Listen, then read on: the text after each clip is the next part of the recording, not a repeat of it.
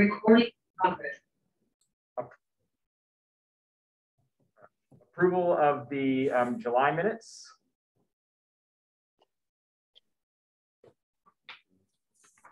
Second. All in favor? Aye. Aye. Opposed? None. Okay. Visitors' comments. We have none scheduled, so Awesome. I don't see any visitors attending. That's great. Okay, old business, Old Webster Jazz and Blues Festival. Joe. We're trying to hard to really make the right decision. We're talking to, Dan is talking to Green Tree this morning after their meeting. I am really personally concerned with the COVID and spread and everything. So I don't know what the right answer is. Mm-hmm. I'm curious as to your, because, you know, and it isn't an official city thing. We hold our little Peace Fest thing down here too, but it draws a few hundred people, at least it has in the past. Same concerns. I don't know which way to go with that. Meeting tomorrow. I don't know. Where are you going for guidance? Any particular place? CDC, St. Louis County. If we Are you getting any direction from them one way or the other? They're leaning yes, no, do, don't. no, I mean they're just looking at presenting facts, and it's up to us to try and decipher what they are all calling facts. We have personally cut off our bike rides from the shops because we get 200 people there on Saturday morning and they don't wear masks at all. Right. Nobody's wearing masks. And so it was not, just something we just decided, and we got a little bit of feedback from people who were walking in the morning who weren't so approval of it. And so we personally canceled those. I know there's a big bike race Labor Day weekend, which is Gateway Cup. That's still going forward. I look at STL Corona maps every day, and we are starting to go down. I think the masks have started working, but you could look at Labor Day, which your event is 2 weeks after, our event is 2 weeks after that. You could see a spike after that because of gatherings and stuff. It's hard to say. You know, it's I wish you could. It'd be nice if you could cancel it the week up, but that's not so much an option. If we don't make a decision today to cancel, we're going to be on the hook for $2,000 to $3,000, and every day passes, we start getting. At this point, we're into it for like $1,000, and then because we've already done the banners and other things that. But then we start really becoming truly obligated to pay whether we use the services or not. So we're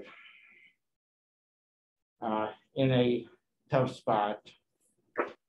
And the other part is trying to get volunteers to do it. I think we can. We've heard from a half a dozen previous volunteers that are not going to do. I think we can get most of the volunteers we need by really doing a blast on social media and getting word through the high schools, because they've been told that we've been told that their sports teams and all need service hours. Right. So, I mean, the volunteers are not as concerning to me as some of the other aspects. And we don't want to, I really do not want to give either the Jazz Festival or the city a bad name by it becoming a event where it's a super spreading event or anything either. And then can we put this together on the same level or close to the same level that we have done for the past 19 Jazz Fest? That's the other thing that we are trying to figure out. So I would hope that we've got an answer by the end of today or at the very, very latest noon tomorrow. If we go ahead with it, we will have signage that's going to look like it's the end of the world, because we're going to have bright orange signs that say substantial spread. We will not do it if we've still got to put signs that say high spread. That will not happen. So we keep looking at the CEC and such. The county right now is saying high, but or was on Sunday, they were still saying high. I did not personally get to all the stuff yesterday to see if it was still high or. I think it is still high. I mean, when I'm saying the curve's going high. down, it's still high. I mean, it's still, Okay. the numbers right now, while they're going down, are still higher than they were last July at this time. We have not demonstrated the time of reduction in cases to be able to get on the status. I assume your boundaries are pretty porous. You could do gotta be vaccinated like they did in New York. We've got 25 at least entrances, and we've got the entire railroad track. We have no way to make it a ticket event or a way to make it a lot of rules with rights. Right. And you're stuck with volunteers ultimately making some determinations. Yes. Are we mic somehow? Yes, we are. Yep, they can hear us. Yep. Okay. Yes. So Eric, what is the city's position?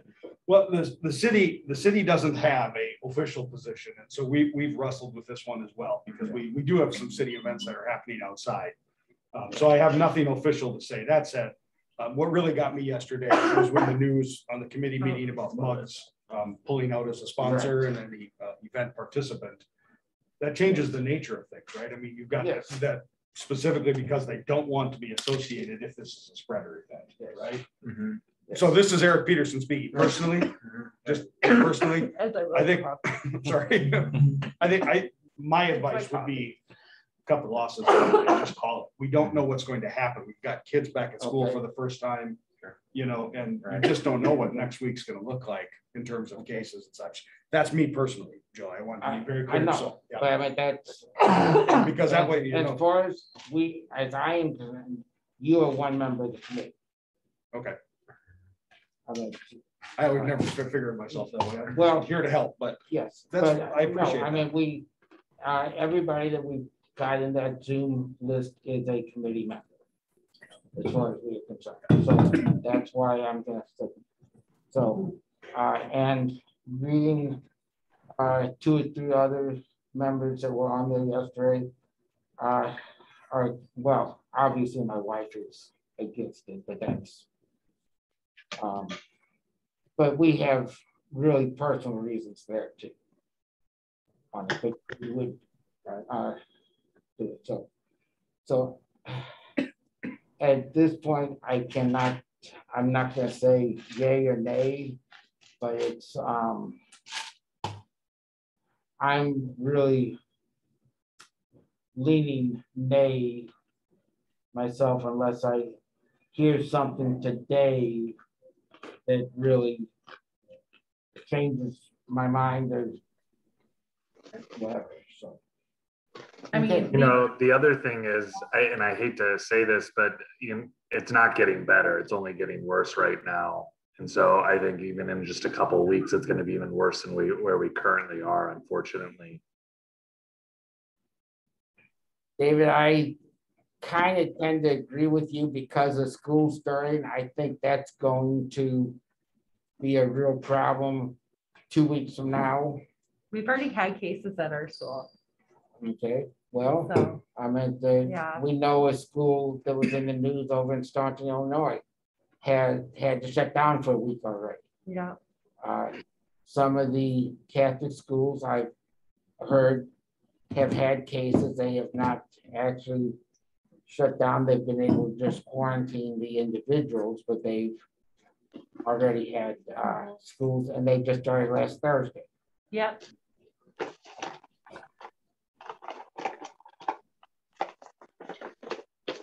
Well, I think as far as a commission goes, I 100% I myself would stand behind any decision you guys make.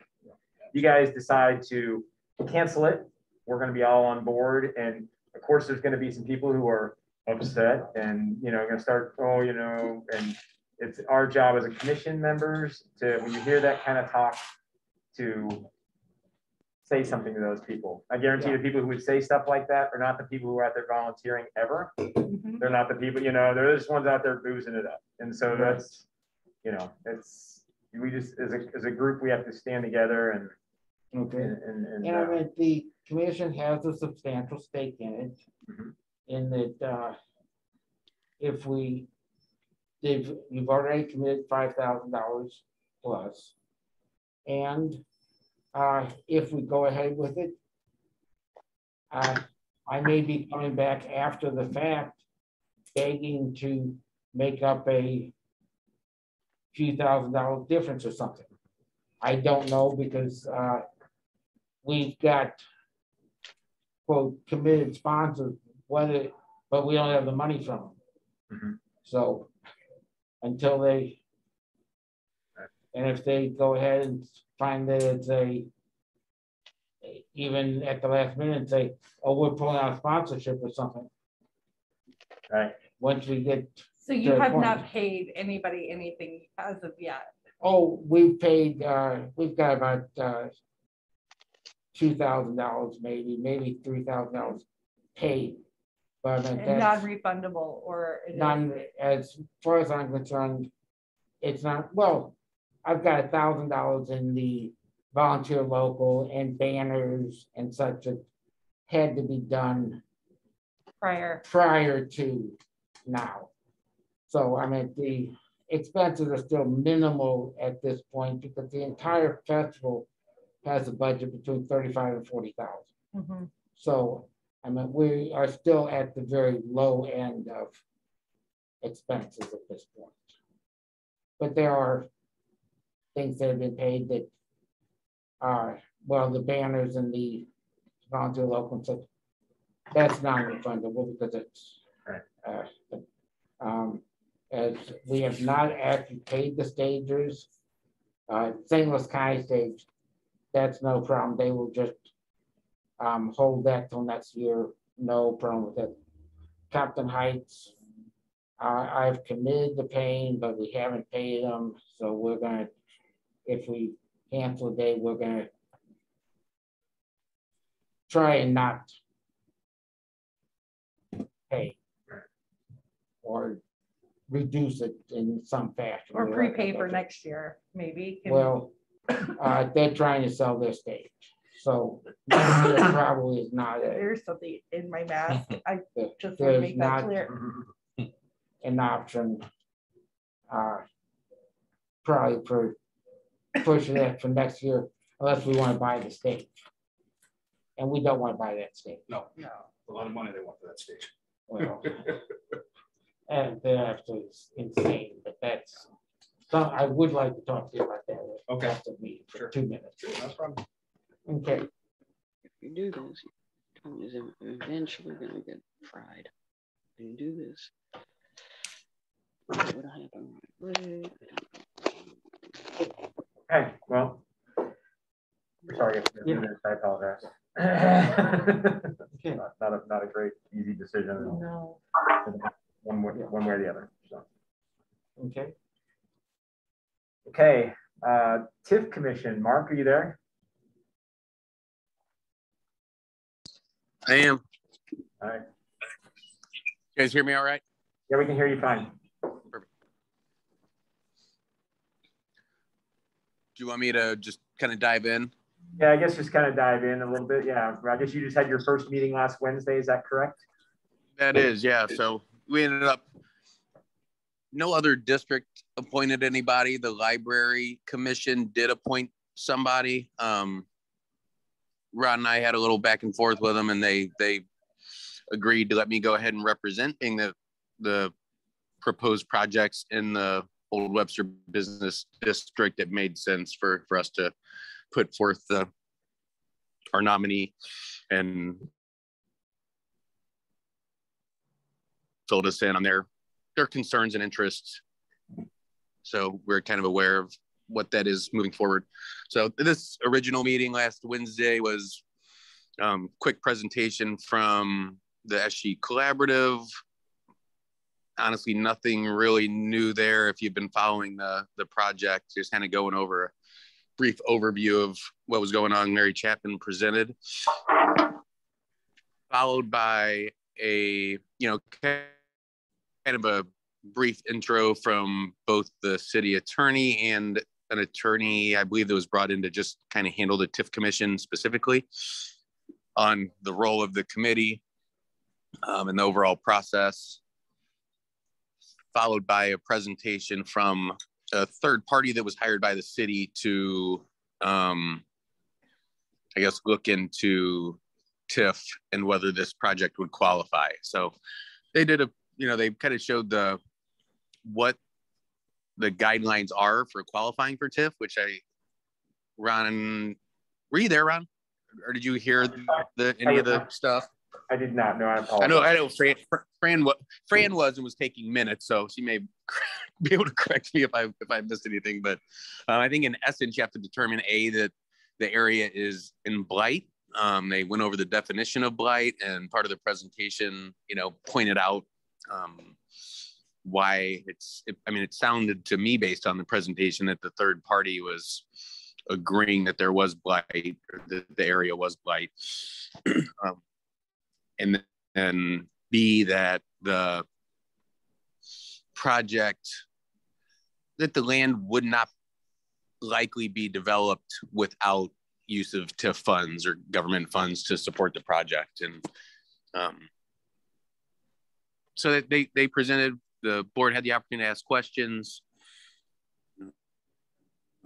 There were no public comments at this point, and we're working on setting schedules for future meetings, including public meetings where public comments will be allowed.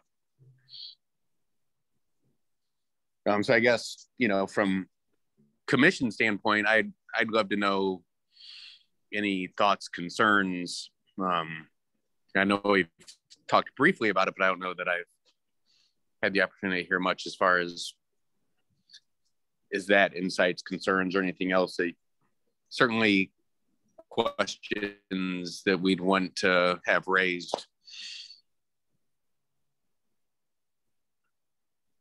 When is the next meeting? So if we have questions, we can send them with you.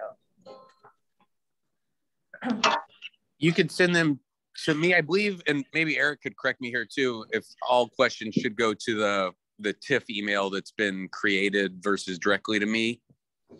Certainly. I think if I have them, I have to forward them to that. Or yeah, so the next meeting will be on Wednesday the 1st. Okay, so give you a sense of that at 6 p.m. If you don't mind, Mark, I'll just dive in on a couple of those issues you brought up. So you can easily, because Please. Mark represents your commission and other districts, feel free to send him questions if you want him to ask. There is also tifcommission@webstergroves.org is the TIF commission email. So if you have those questions that you want addressed more generally and broadly from the whole commission, submitted to the commission, we'll be essentially doing an FAQ of those questions and then posting them online, much like the Planning Commission has done with Douglas Hill documents and questions in that process. This coming Wednesday, so tomorrow, the documents that Mark was mentioning that were really overviews will become much more detailed and will be released to the commission, to the public, and we can certainly release them to you. There's 3 documents. One is called the redevelopment plan, and that is the basic structure of the TIF. So what do they want to do? What's the public infrastructure that the TIF would be funding?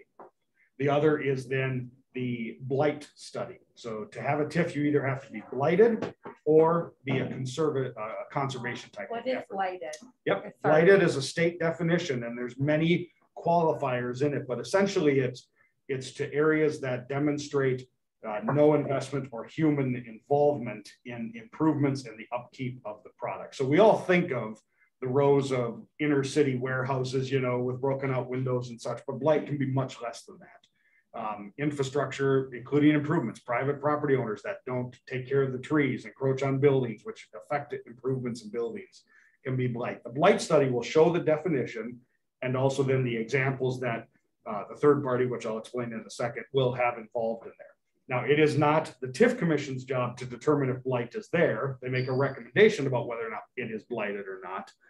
Ultimately, it's all the city council's job, right? This commission is really making recommendations about the factors to the city council.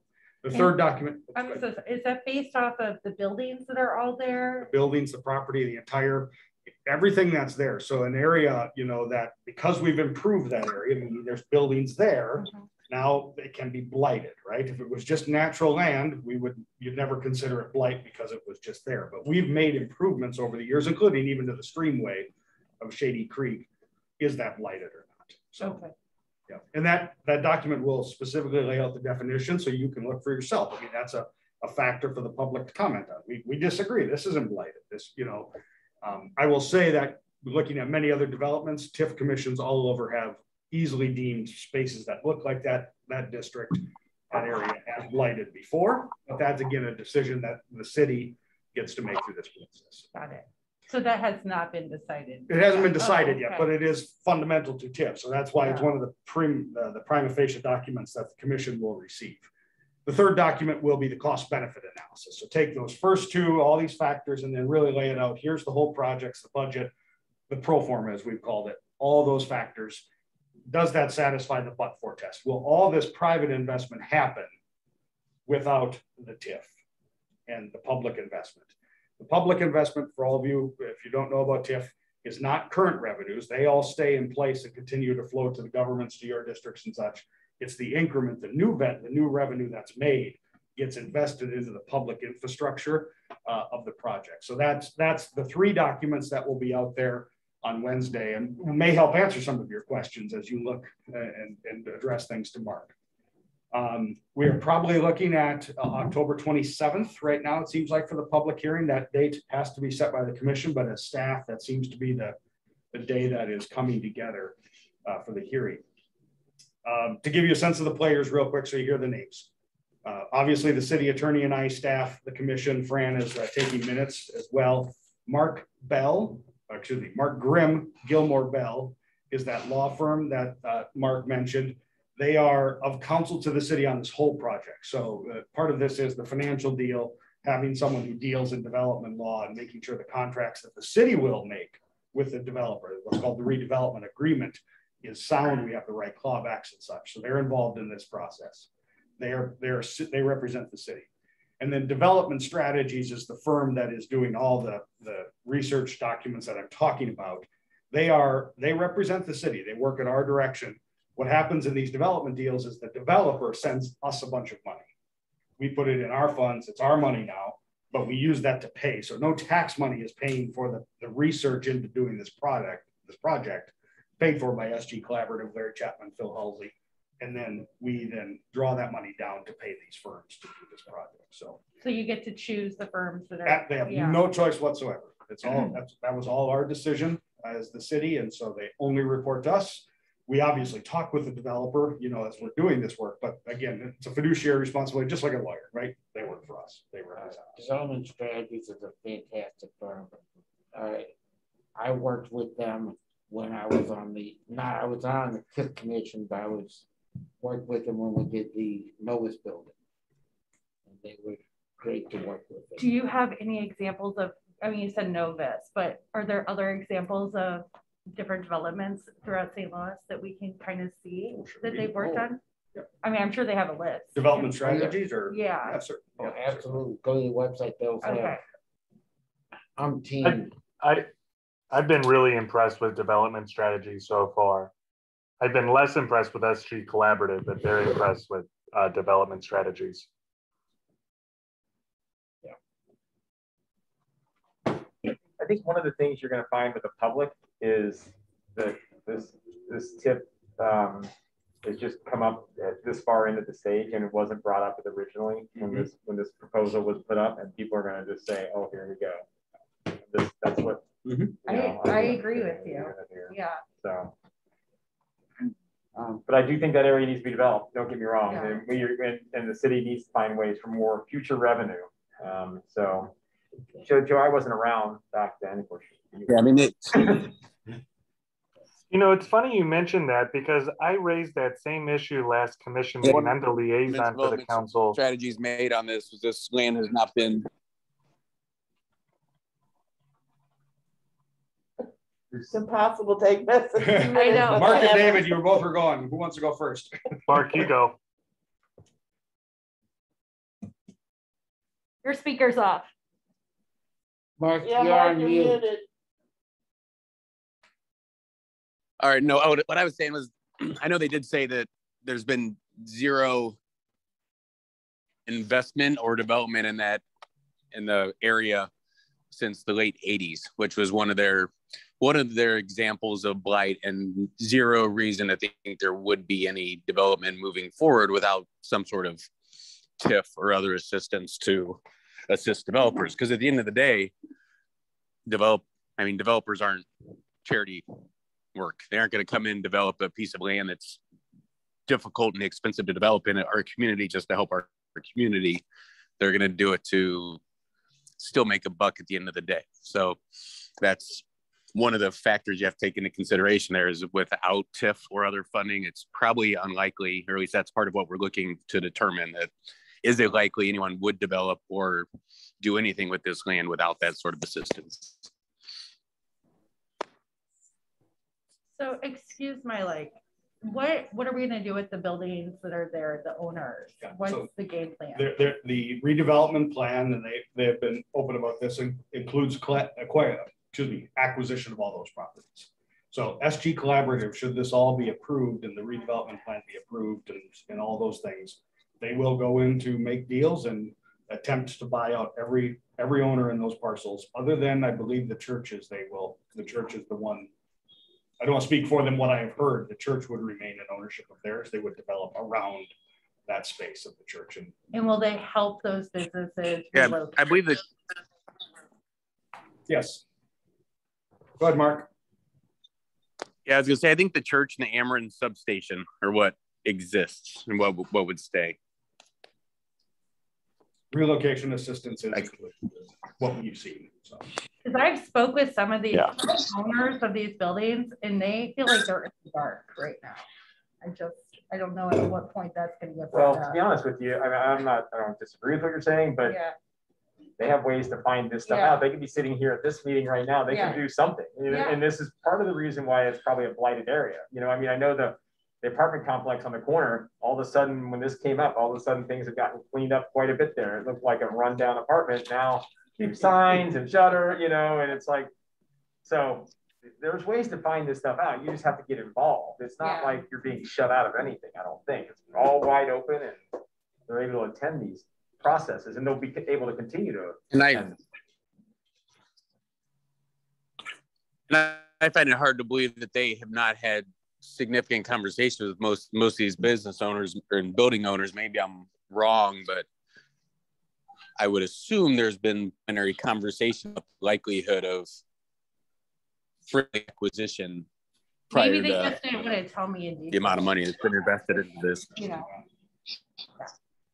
There is a significant economic impact for those businesses in terms of relocation can be a windfall for them. So I mean, we've noticed that a lot of folks in the public wanting to know, what's this business thing? What's this business thing? But this is a moment when you're holding a valuable piece of land. Should this become, a reality, and how can you benefit as a landholder? So sometimes the data is not going to be as forthcoming as people want to see. So this is exactly where it's that area that I've been hearing about over this way. So it's if you are standing behind Straub's, Layla's, and such, look across the railroad track between Rock Hill and Gore up to Kirkham. So David, you were speaking earlier, if you don't mind, about you brought something up to what I said, brought up to the council. I'd like to hear your thoughts on that. Yeah, I remember when this whole project first began at council, and I at least this is my memory. I remember asking about, is financial assistance going to be requested? And I remember receiving a response of we don't know, or we don't know yet. And then when they came back to us and said, oh, we need to start this TIF process, I said, well, what changed?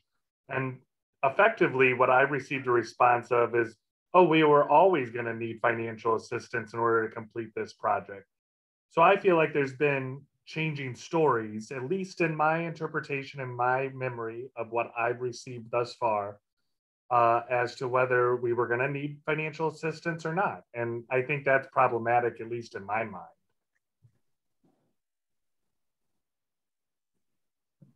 Okay. All right, Mark. Well, we appreciate you getting involved in this for us. I know it's another meeting that you don't have time to run to go to. So if there's something Oh, else, happy to. So yeah, please feel free to shoot me emails with any questions that come up, and I'm happy to address them. Okay. Joe. We're going to need as a commission, and the city's going to have to be involved.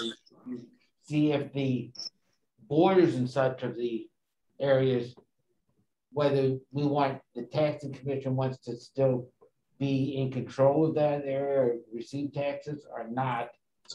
But since it's going to be residences, they then become a voting source of anything that's major with the taxing district.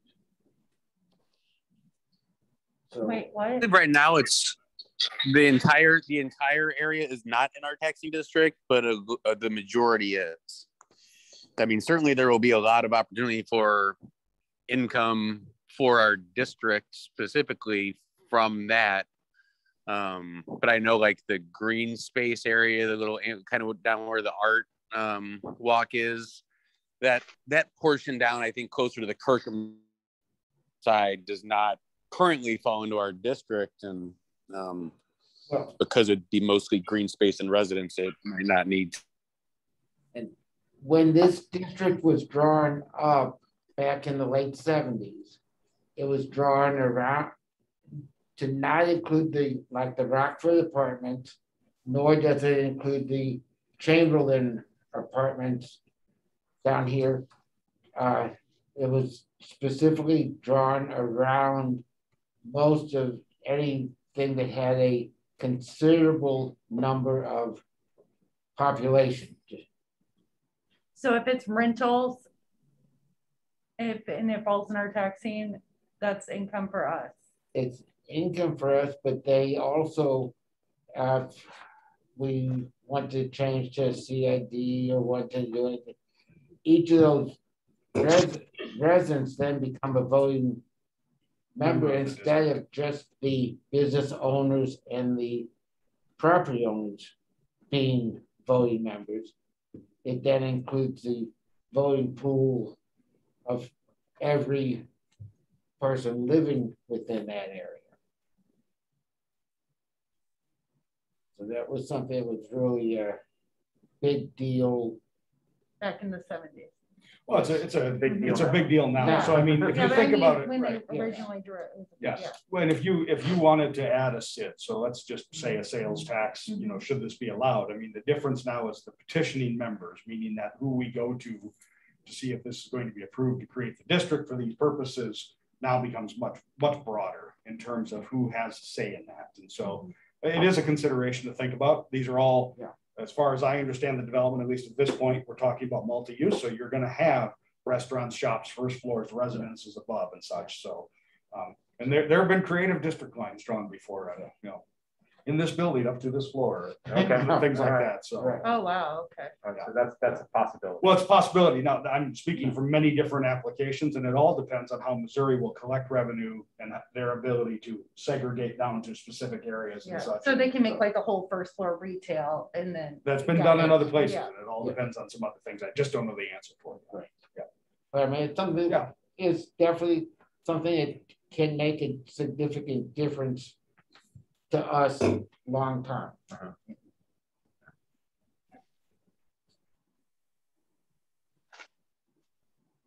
Okay. All right, new business. Mm. Guess that tip commission is pretty new.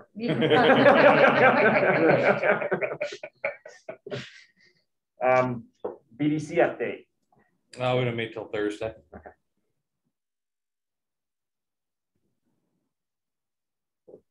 City update.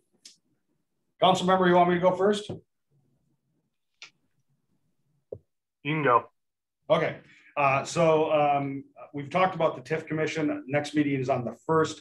I do want to highlight next Tuesday, the 31st, is a special plan commission meeting at 6 p.m. and that is strictly for public comment on Douglas Hill. So the same project we've been talking about. Now this is about size of buildings, height, density, those types of factors are certainly pending in front of the plan commission.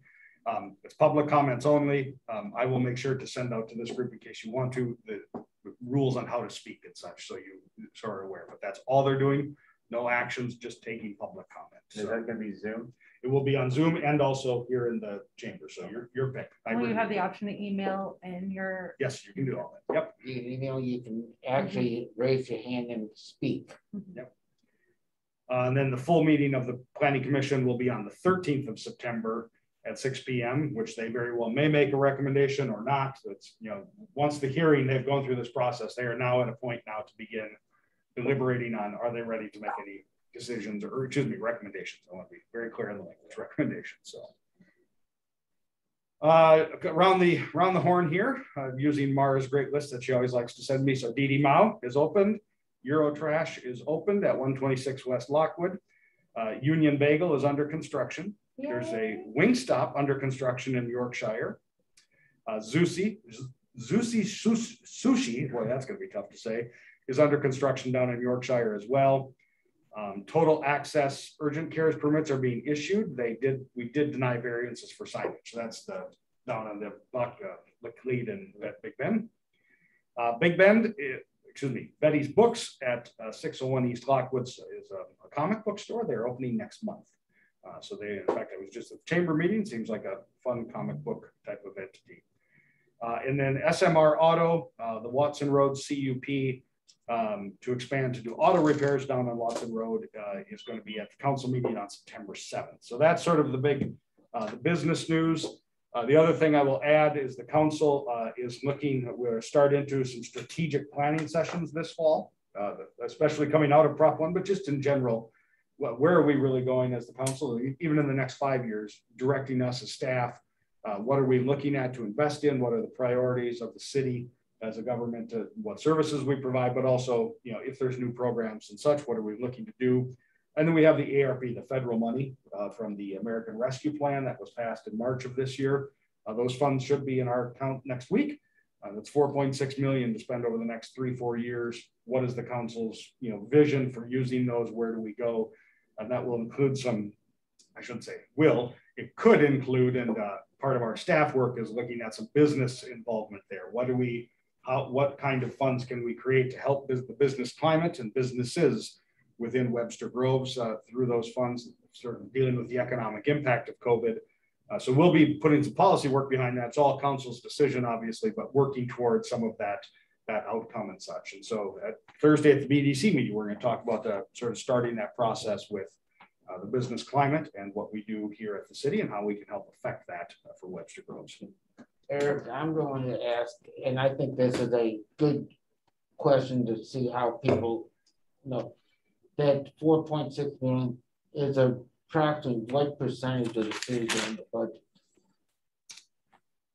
Of the overall budget, all funds, which would include all of you, the overall budget's right around, it's in the neighborhood of 30 million. So, okay.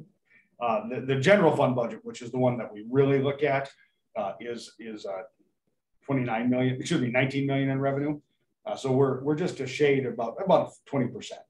So. And then how will you decide how that's broken out? Sure. Well, there's eligible uses from the federal government Mhm. that will demand how we spend on it.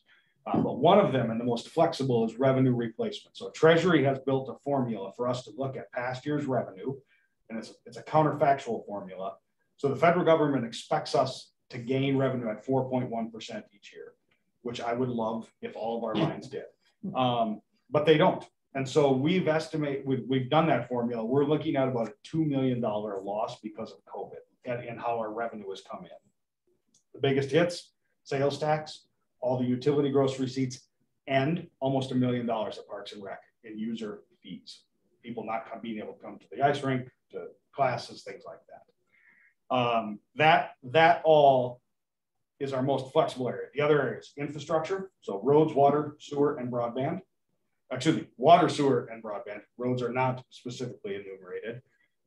Any public health impacts, so you can pay for costs of behavioral health, things like that. Things the city has generally not done, save for the fire department being on EMS and police responding to certain things. That category is limited for us. And then there's a category called premium pay, which we can apply both to ourselves and private entities, pay for those essential workers that have had to continue working through COVID. Where the council wants to go with that will be their determination of how to split those up across those buckets. I'll use that term. And then also, what does that mean within each of those buckets?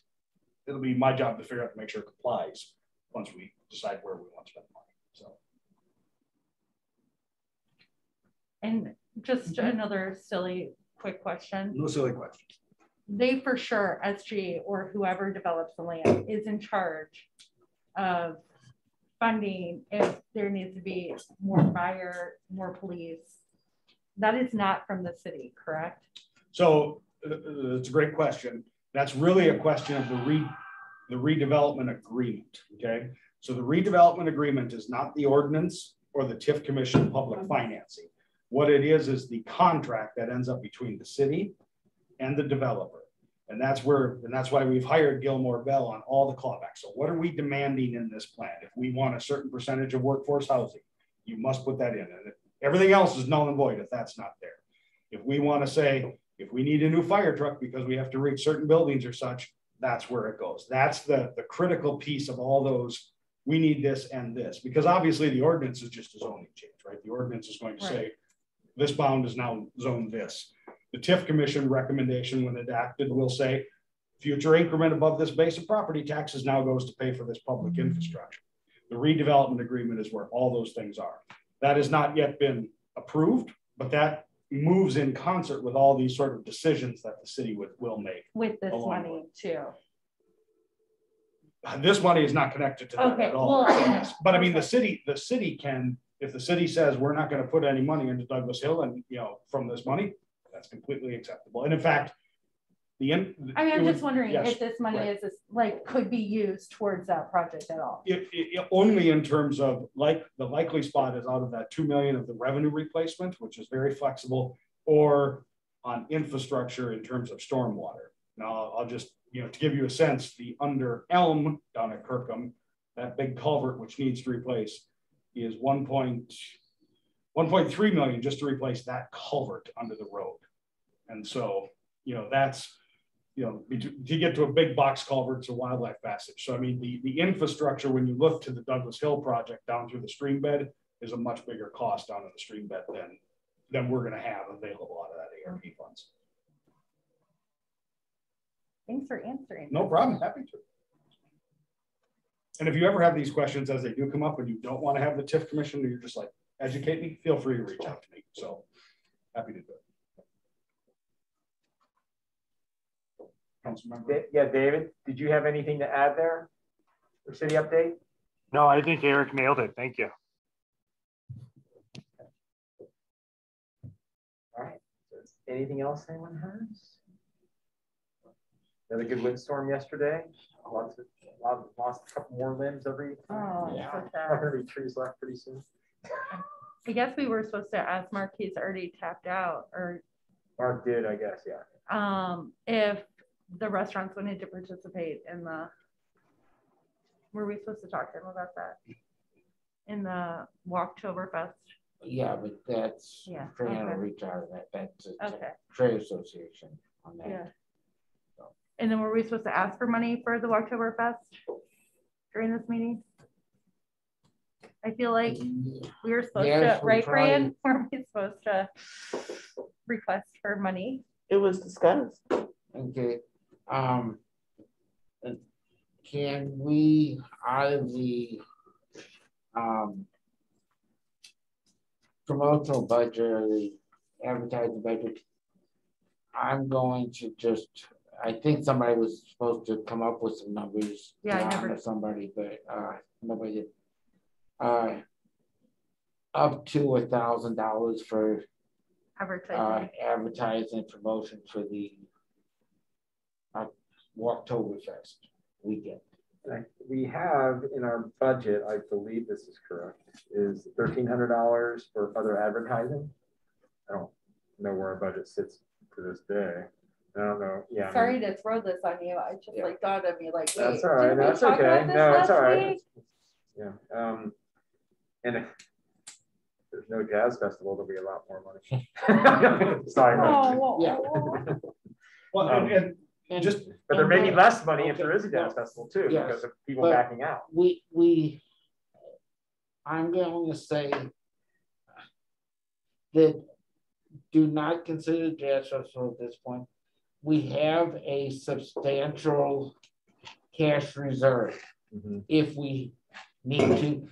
In the last few years, we have not spent the entire advertising budget. Right. And I think last year, even with our special things, we were still well below what was budgeted. Okay. So, from my viewpoint, I don't think we should consider any one line item, just the entire fund. That's so. Can I make a motion? Yes. Yes, please do. To give the Walktoberfest $1,000 for advertisement. For Second. advertisement. All in You favor? said second. Second, Joe. Aye. Aye. All right, Opposed? Bill, you're muted. Aye. You're still muted, Bill. There you go. Okay with it. Got it. Okay. All right. Okay. Right. All in favor? Okay, thanks, Margaret. Okay, so vote to approve the $1,000 for the Walktober event for advertising. Mr. Chair, just on that, since we mentioned the budget, would you like me to put a quarterly sort of an update for you all on where budgets are? That'd be great. So would you like it in September or would you like it in October to get the full first quarter? Let's do October. Okay. Yeah. October? Okay, we'll put those on. Okay, sounds great. Thank you so much. Yeah, September was not going to really show anything because it's just August and July and August. Right. There's really Okay. been nothing Right. Can do. until. Right. So. Okay. Anybody have anything else? Just for Christmas or coming up, do we have any special purchases that we're going to be making, and we should be thinking about that now? Well, last You year, know, we garland or purchased- whatever. I think last year we purchased all new garland and such, and The my bows, understanding is the it should bows. be bows, and they should be still good to go. I mean, we just Right. did that last year for the first time.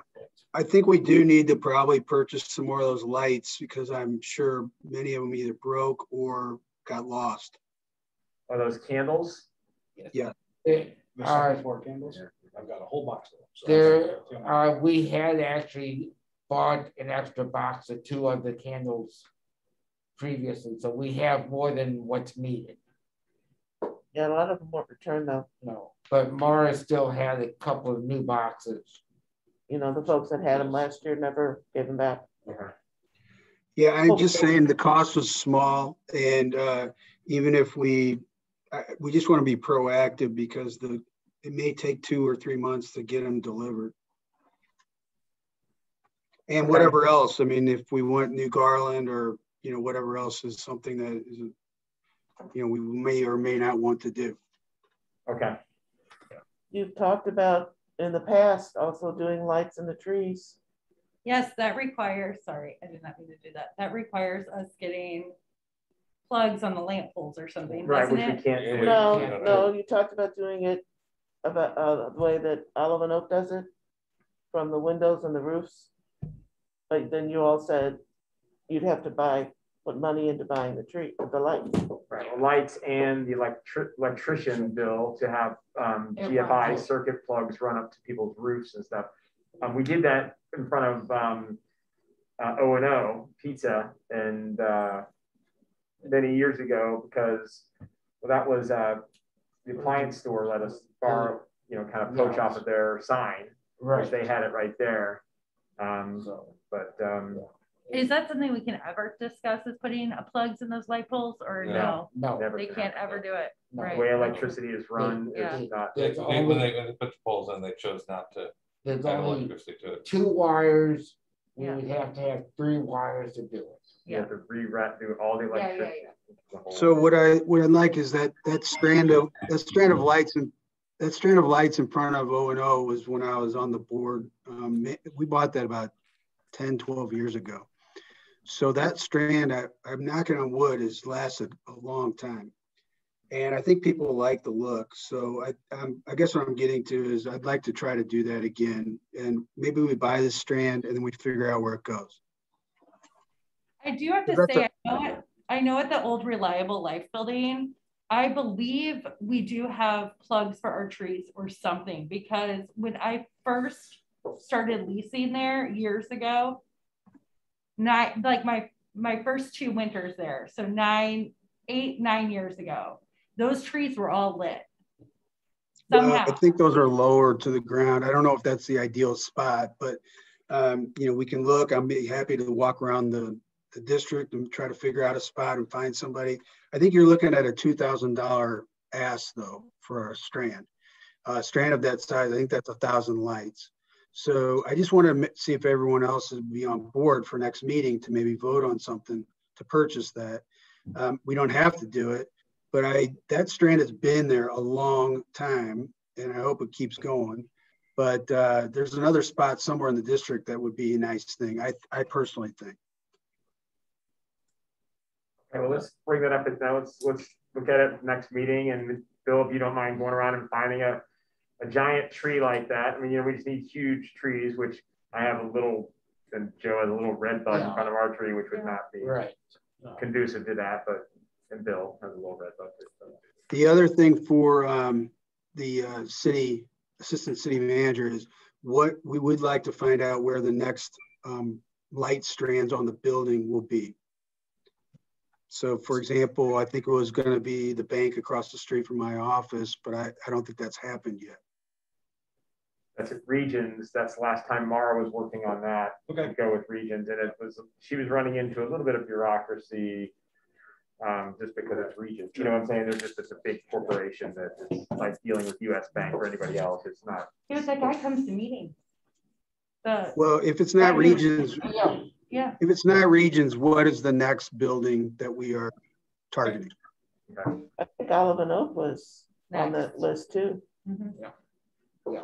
I mean, it's something that Eric, we need to talk to. Mara's done an awful lot of work on it, and probably need to get an update between the 3 of you 2 and us on it. And the lights on our building are out again, and that's just so if we go up and reset the GFCI after every rain, right? Yeah. But there's some kind of an issue. But I mean, every time and anytime that somebody's up on the roof, it gets done. But we're not going to send people up on the roof for that.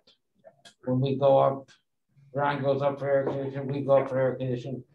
We do reset it. Right. So the electric company has been called about yours, and they're getting us their date when they're going to be able to come after storm damages and such. So And I have all the light strings that we have bought. They're all in my office. So we can inventory those. And I'll check in with Mara and see if there were any plans. When we debriefed each other and sort of walked through the transition, there was not a specific, we're going here next yet. So it had not been set up, but I'll check in.